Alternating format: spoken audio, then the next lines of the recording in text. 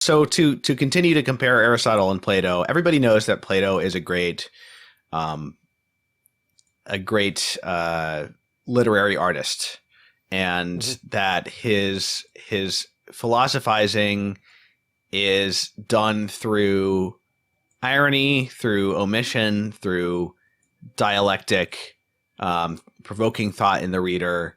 Aristotle is for good reason thought to be someone who uh, is much less literary in a sense, in that he is simply telling you what he thinks in as clear and as straightforward a manner as possible. But you have drawn attention to some of the what we might call more literary aspects of Aristotle, or the more um, um, I don't know what other word you would use for it, but the more dialectic aspects of Aristotle Hmm. in the implicit sense, not in the explicit sense. So what would those be?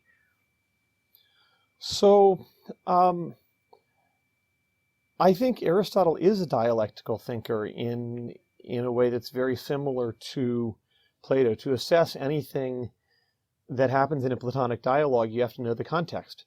Who's speaking? Who are they speaking to? What's happened before? What's going to happen later? And the same is true for reading one of Aristotle's treatises.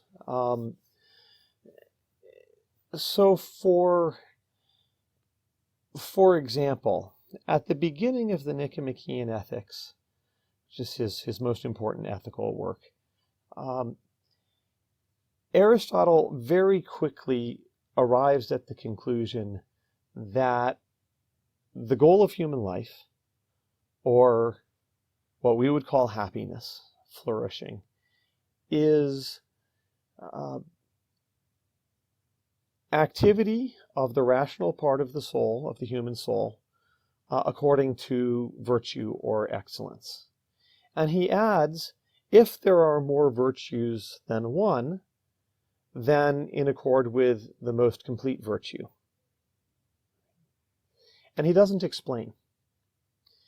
And for the next few books, book 2, book 3, book 4, book 5 of the Nicomachean Ethics, he writes as if the virtues in the ordinary sense, bravery, temperance, generosity, justice, um, the proper and moderate use of anger, and so on and so forth, that these are what we are to understand when he talks about the exercise of the rational part of our soul according to virtue.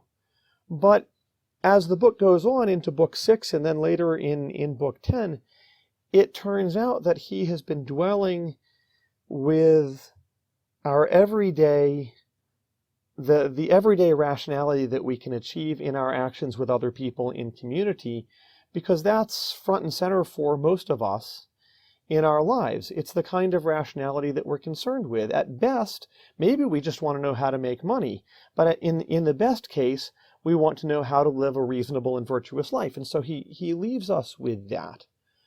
But it's going to turn out that those virtues are less complete than the virtue of philosophical wisdom, because that is the virtue by which our mind is oriented towards the contemplation of the divine.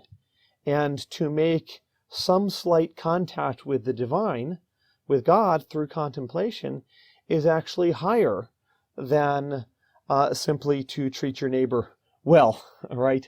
Or to moderate your desires. It's not like there's a war between these two kinds of virtues, but the highest one is the one that puts us in contact with the divine. But he doesn't start there, right?